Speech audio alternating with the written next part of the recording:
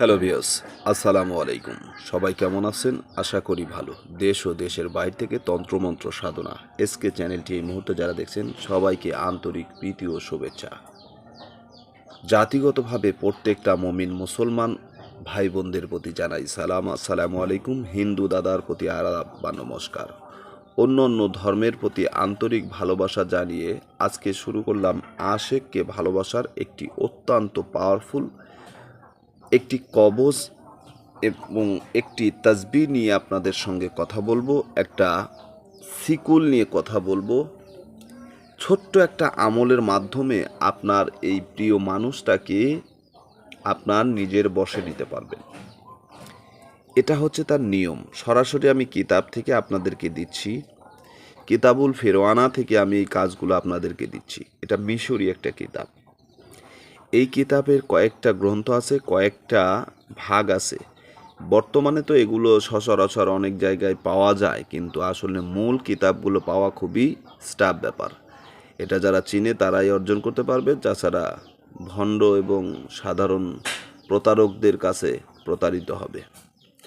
প্রতারক থেকে সাবধান থাকবেন।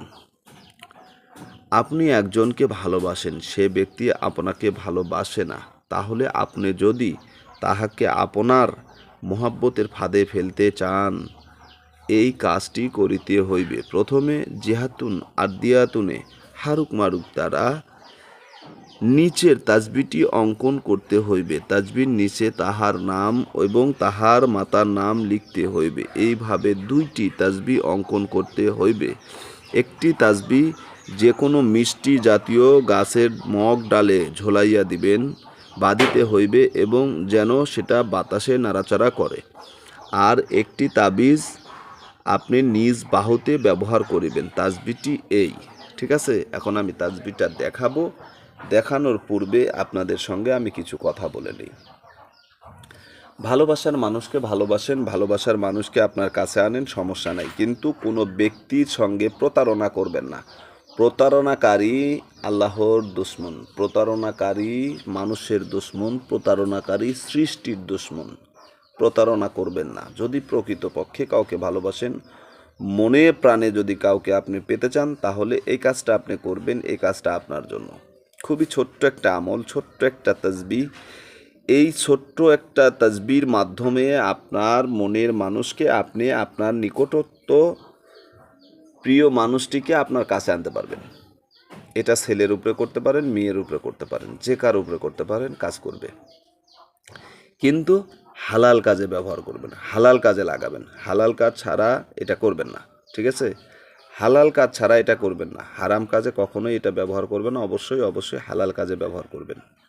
এখন আসুন, এটা করার জন্য আপনাকে দিন নির্ধারণ করতে হবে, বার নির্ধারণ করতে হবে। অবশ্যই এই তাসবিহটা আপনি অবশ্যই শনিবার অথবা মঙ্গলবার ভোরবেলা করবেন। শনিবার অথবা মঙ্গলবারে ভোরবেলা করবেন, খুব ভোরে উঠে এই কাজটা করবেন। যদি মুসলমান হয়ে থাকেন, ফজরের নামাজ পড়বেন, নামাজ শেষ করে তাসবিহটা অঙ্কন করবেন। সূর্য উঠতে উঠতে তাসবিহ অঙ্কন করবেন, ঠিক আছে? সূর্য ওঠার পূর্বেই আপনি কাজটা শেষ করবেন। অন্য ধর্মের লোক যারা আছেন তারা ঠিক সময় মতো অজু গোসল করে সকালবেলা কাজটা করবেন। এছাড়া করবেন না শনিবার অথবা মঙ্গলবার। এখন আসুন আপনাদেরকে আমি সরাসরি নিয়ম এবং এই তাসবিহটা দেখিয়ে দিই। এটা হচ্ছে তাসবিহ, ঠিক আছে?